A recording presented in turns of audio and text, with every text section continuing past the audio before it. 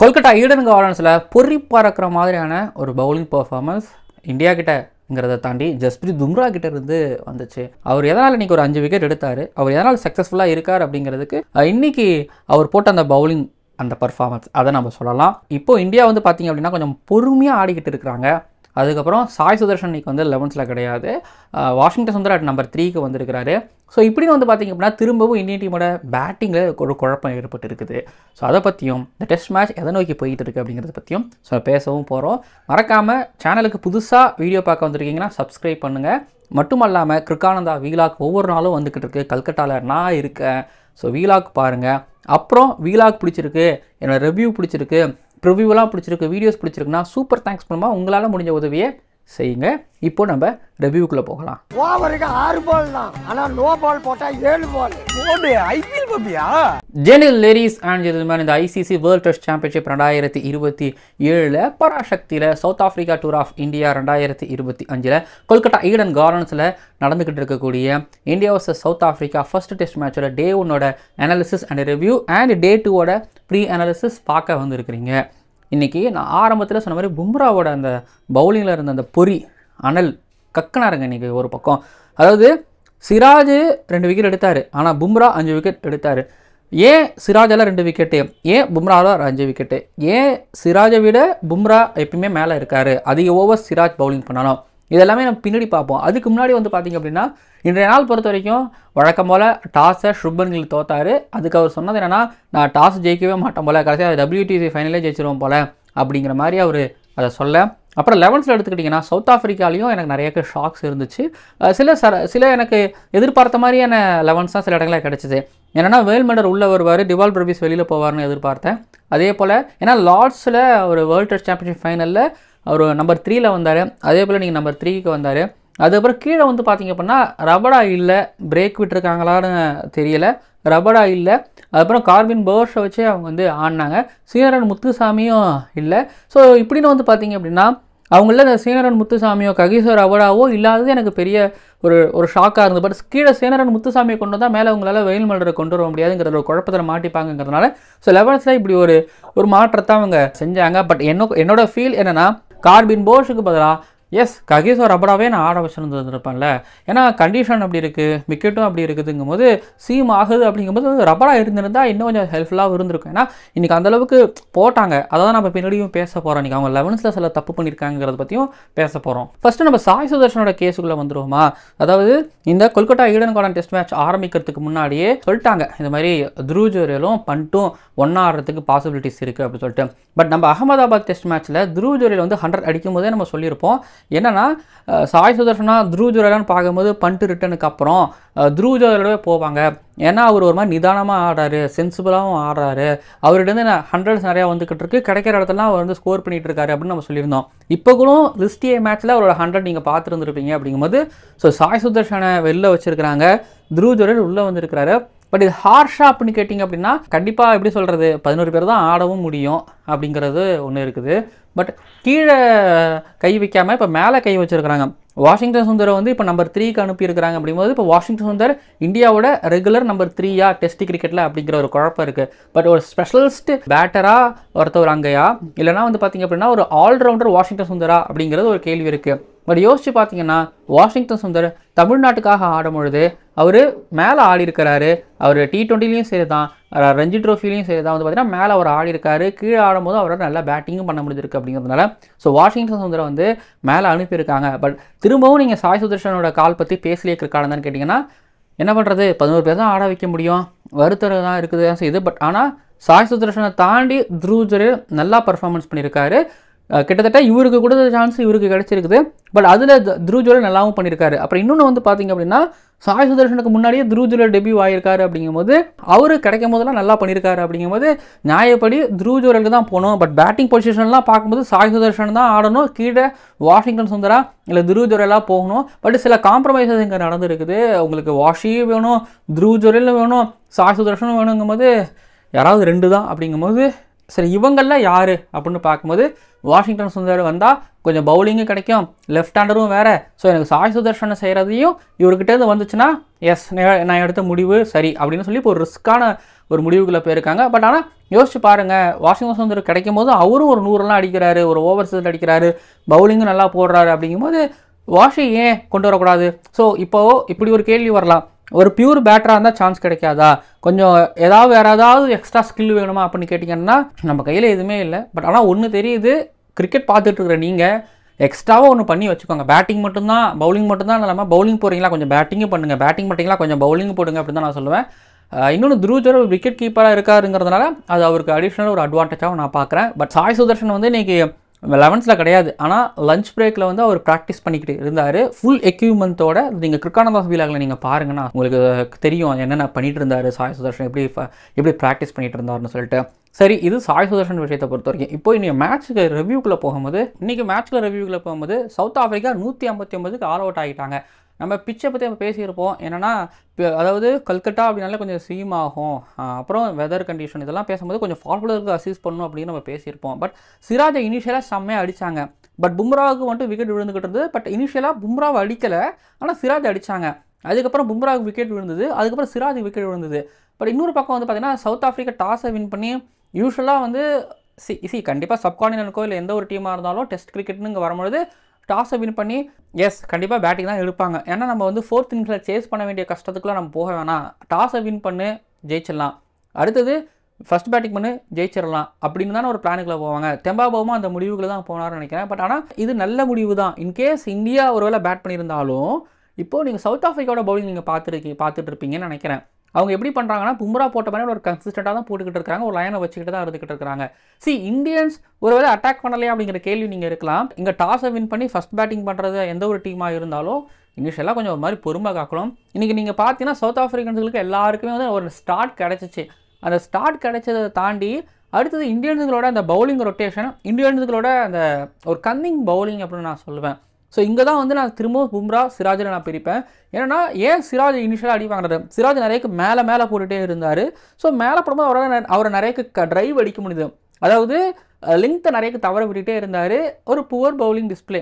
But Jasprit Bumrah 7 over spell போட்டார், 2 வெய்டனு, ஒரு விக்கெட்டு, ரயன் ரக்கலோட விக்கெட்டு, ஸ்டெம்பு அப்படியே top of the off stump அடித்து தெரிச்சிச்சு. அதாவது கொல்கட்டா ஈடன் கார்டன்ஸே தெரிச்சுது அப்படின்னு நான் சொல்லுவேன். அப்படி ஒரு அந்த இடத்துல எனக்கு ஒன்று தான் தோணுச்சு, சிராஜ் நிறைய பவுலிங் போடலாம், பட் பும்ரா ஏன் ஒரு சூப்பர் ஸ்டாராக இருக்கிறாரு அப்படின்னா அதுக்கு காரணம் அவர் வந்து ஒரு பெஸ்ட்டு பியூர் ஒரு டெஸ்ட் பவுலர் கிடையாது. அவர் வந்து ஒரு ஒயிட் பாலோட பெஸ்ட்டு பவுலர். அந்த ஒயிட் பால் கிரிக்கெட்டில் என்ன அப்ளை பண்ணுவாரோ அதை இங்கே கொண்டு வந்து அப்ளை பண்ணுறாரு.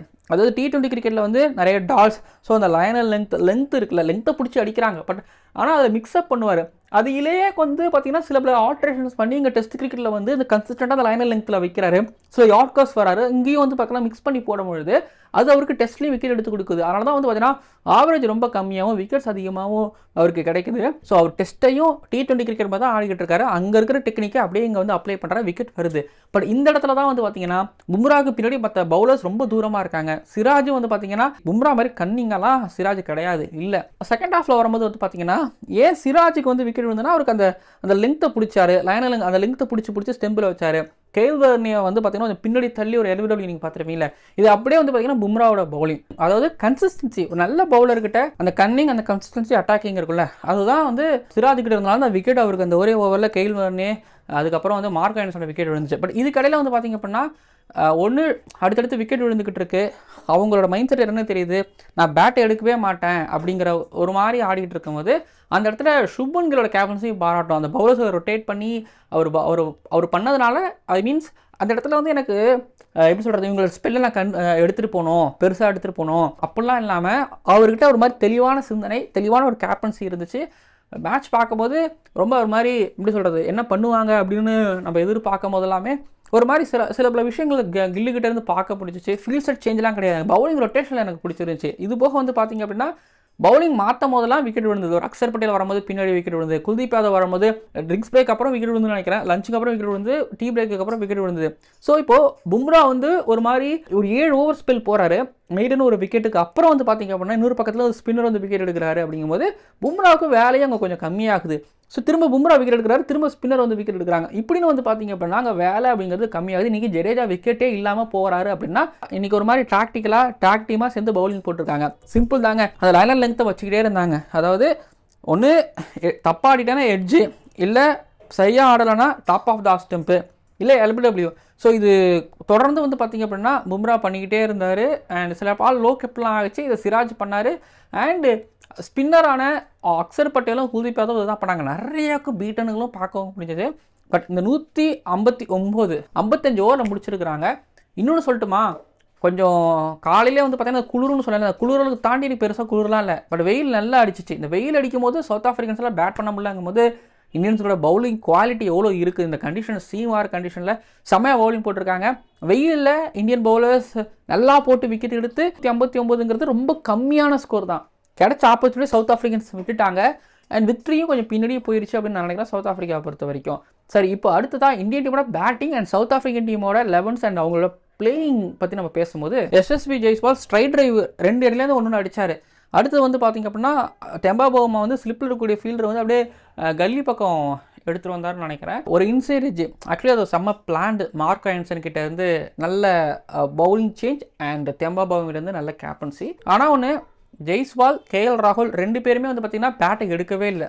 இன்னைக்கு ஃபுல்லாக அவரும் சரி வாஷிங்டன் சுந்தரும் சரி பேட்டை பெருசாக எடுக்கவே இல்லை. பெரிய ஷாட்டுக்கு போகவே இல்லை. கேஷவ் மகாராஜ் ஒரு டிரைவ் ஒன்று அடித்தார். அதுக்கப்புறம் கேஎல் ராகுல் வந்து ஒரு டிரைவில் இன்னொரு பவுண்டரி இருந்துச்சு. மற்றபடி வந்து பார்த்திங்க அப்படின்னா இன்றைக்கி ரன்னுக்கு போகணும்னு போகவும் இல்லை. ப்ளஸ் இங்கே அதான் சொல்லலாம், கொல்கட்டா இருட்டுது, குளிரில் பட் சீக்கிரமாக இருட்டுது, லைட்டாக ஜில்லுன்னு இருக்குது. அதில் எப்படி பேட் பண்ணுவாங்கன்னு பார்க்கும்போது இந்தியன்ஸ் அதை சர்வை பண்ணிட்டாங்க. சர்வை பண்ணும்போது வந்து பார்த்திங்க அப்படின்னா ஒரு விஷயம் ஒன்று நடந்திருக்கு. அது 159 இருந்து சர்வை பண்ணிட்டாங்க. 20 ஓவர் முடிஞ்சிருக்குது.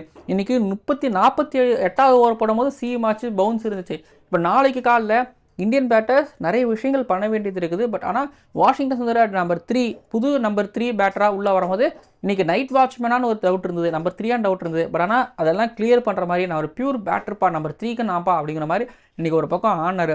பட் ஒரே ஒரு விஷயம் என்னன்னா, இன்றைக்கி ஜெய்ஸ்வால் அவுட் ஆனதான் இந்தியா பக்கம் ஒரு லாஸாக நான் பார்க்குறேன். ஏன்னா ஜெய்ஸ்வால் இருந்தாருன்னா அவர் இன்றைக்கி ஒரு 3 பவுண்டரி அடிச்சிருந்தார். நேராக 2 பவுண்டரிலாம் ஒன்று அடிச்சார்ல. இதே நின்று இருந்தாருன்னா இந்த சீவிங் ஆகிற கண்டிஷன்ஸில் அவர் ஒரு 100 அடித்தா அது ஒரு டபுள் 100 மாதிரி இந்தியாவுக்கு பெரிய ஒரு பூஸ்டாக இருந்திருக்கும். ஜெய்ஸ்வால் அடிச்சிருக்கக்கூடிய ரன்கள் இங்கே கம்மியாக இருக்கிற ஒவ்வொரு ரன்களும் இந்தியாவுக்கு பெரிய டேஞ்சர். பட் ஆனால் பின்னாடி ஒரு கேஎல் ராகுல், பின்னாடி பேட்டிங் டெப்த் ரொம்ப நிறையா இருக்குல்ல, இவங்கெல்லாம் பெருசாக ஆட வேண்டிய நிர்பந்தத்தில் இருந்துக்கிட்டு இருக்கிறாங்க. பட் ஆனால் இன்றைக்கி பிரில்லியன்ட் பவுலிங், பிரில்லியன்ட் பேட்டிங், கண்டிஷன்ஸுக்கு ஏற்ற மாதிரி அண்ட் ஆப்பனன்ஸ்க்கு ஏற்ற மாதிரி விளையாண்டுருக்காங்க. பட் இன்றைக்கி கேஜி ரபலா இருந்திருந்தாருன்னா ஏதாவது பண்ணியிருந்து பாரு எனக்கு தோணுச்சு. ஏன்னா டிசிப்ளினாக பவுலிங் பண்ணி வச்சுக்கிட்டு இருக்காங்க. இந்தியாவும் ஒரு மாதிரி கொஞ்சம் ஒரு மாதிரி டிஃபென்ஸ் மூடு போயிட்டு இருக்கும்போது அங்கே ரபடா இருந்தாருன்னா 2 விக்கெட் நீங்கள் பிரிச்சுருக்கலாம். ஏன்னா 20 ஓவர் பவுல் பண்ணியிருக்காங்க போது எனக்கு ரபடா இல்லையேன்னு ஒரு வருத்தம் இருந்துக்கிட்டு இருக்குது. இன்றைக்கி பார்த்தேன் ஆரஞ்சு கிலோட்டு இந்த கிட் போட்டுக்கிட்டு தண்ணி தூக்கிட்டு போனார்.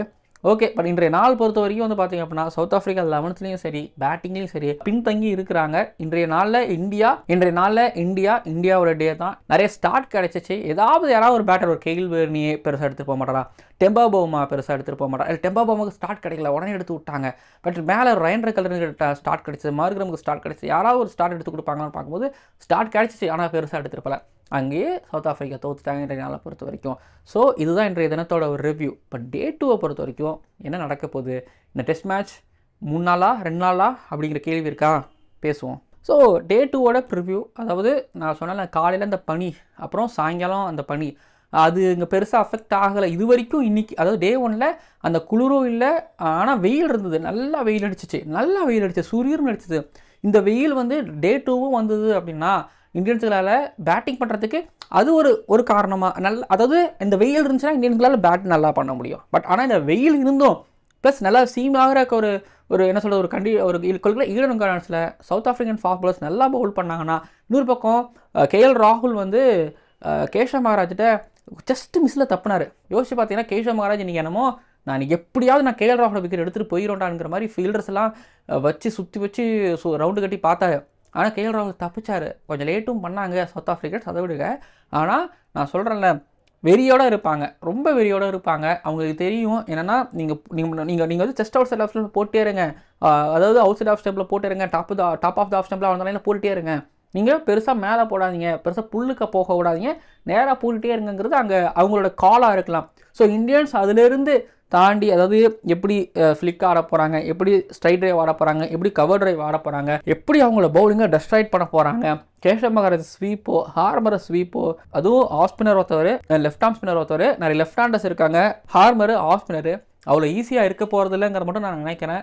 ஏன்னா இன்றைக்கே ஒரு அளவு தெரிஞ்சுது சவுத் ஆஃப்ரிக்கன்ஸ் விளாடும் போது இந்தியன்ஸ் விளாடும் போது இந்த டெஸ்ட் மேட்ச் வந்து 2 நாளில் முடியலாம். ஆனால் 2 நாளில் முடிஞ்சால் கண்டிப்பாக ரிசல்ட்டு இந்தியாவுக்கோ சவுத் ஆஃப்ரிக்காவுக்கோ அப்படின்னு நம்மளால் ப்ரிடிக்ட் பண்ண முடியாத அளவுக்கு இந்த பக்கம் அந்த பக்கம் போகணும்னு நான் நினைக்கிறேன். பட் டே 2 பொறுத்த வரைக்கும் இந்தியா நிற்கிறாங்கிறத தாண்டி எவ்வளோ ரன்ஸ் அடிக்கிறாங்க எடுத்துகிட்டு போகிறாங்க அப்படிங்கிறதும் ப்ளஸ் பின்னாடி பண்ட்டு ஜெய்ஸ்வால் பேட்டர் ப்ளஸ் பண்ட்டு எவ்வளோ ரன் அடிக்க போகிறாருங்கிறதும் வந்து இந்தியாவோட விக்டரியை வந்து தீர்மானிக்கிறதா நான் இருக்குன்னு நினைக்கிறேன். ஒன்று சவுத் ஆஃப்ரிக்கன்ஸ் எங்கேயும் தப்பு பண்ணக்கூடாது, ஸ்பாட்டில் வச்சுக்கிட்டே இருக்கணும். இந்தியன்ஸ் அந்த ஸ்பாட்டில் போடுற ஸ்பாட் பவுலிங்கை உரு தெரியாமல் சீர்குலைக்கணும். பட் பொறுமை ரொம்ப முக்கியம். ஒரு நாள் முழுக்க ஆடினாலும் இங்கே வந்து 250 தான் வருதுனாலும் அது விக்டரிக்கான ஸ்கோராக இருக்கும். லீடு எவ்வளோ எடுத்தாலும் அந்த லீடு ரொம்ப நல்லது டீம் இந்தியாவை பொறுத்த வரைக்கும். ஓகேங்களா, சரிங்க, வீடியோ நிறைவடைகிறது. பராசக்தி டைட்டில் பிடிச்சிருக்குதா? பராசக்தி அப்படிங்கிற டைட்டில் ஒரு புரட்சிகரமான ஒரு டைட்டில். இந்த சீரீஸ் ஒரு புரட்சிகரமான ஒரு சீரீஸ். 2 டீம் ஆனால் நிறைய புரட்சிகரமான ஒரு வரலாற்று சிறப்புமிக்க விஷயங்கள் நடக்கும். கல்கட்டா ஈடன் கார்டன்ஸ் ஒரு புரட்சிகரமான ஒரு ஸ்டேடியம். இந்த சீரீஸில் கவுஹாத்தி டெஸ்ட் வென்யூவாக அவங்க டெஸ்ட் மேட்ச் ஹோஸ்ட் பண்ண போகிறாங்க. அது ஒரு வரலாறு இப்படின்னு. ஸோ பராசக்தி அப்படிங்கிறது ஒரு புரட்சிகரமான ஒரு வார்த்தை. பராசக்தி அப்படிங்கிறது ஒரு புரட்சிகரமான டைட்டில். அதனால் இந்த டூருக்கு வச்சிருக்கிறேன். அதாவது இந்த டெஸ்ட்டு T20 ODI சீரீஸ் முழுக்கவே பராசக்தி அப்படிங்கிற டைட்டில் தான் வந்து சீரீஸ் பண்ண போகிறோம். வீலாக் இருக்குது பாருங்கள். சூப்பர் தேங்க்ஸ் பண்ணுவோம். உங்களால் முடிஞ்ச உதவி கிரிக்கானந்தாக செய்யுங்க. ரிவ்யூ பிடிச்சிருக்குது, வீலாக் பிடிச்சிருக்கு, நீங்கள் போகிற எஃபர்ட் பிடிச்சிருக்கு அப்படின்னா செய்யுங்க. அண்ட் சுதாகங்கர் அவரோட இயக்கத்தில் ஜிவி பிரகாஷ் அவரோட இசையில் சிவகார்த்திகேயன், ரவி மோகன், அதர்வா, ஸ்ரீலீலா மற்றும் பலர் நடிகிற இந்த படத்துக்கு என்னோடய வாழ்த்துக்கள். பராசக்தி படத்துக்கு வாழ்த்துக்கள். ஸோ படம் வெற்றி பெறும், பிளாக் பஸ்டர் பாக்ஸ் ஆஃபீஸ் கலக்கும் அப்படின்னு நான் நம்புகிறேன். சரிங்க, சப்ஸ்கிரைப் பண்ணிட்டு போங்க. டைட்டில் எப்படி இருக்குன்னு சொல்லிட்டு போங்க. இன்றைய தினத்தில் பும்ராவோட பவுலிங் எப்படி இருந்துச்சு அப்படின்னு கீழே வந்து கமெண்ட் பண்ணுங்கள். பராசக்தியா தலைவனோட பவுலிங் அனல் பறந்துச்சு.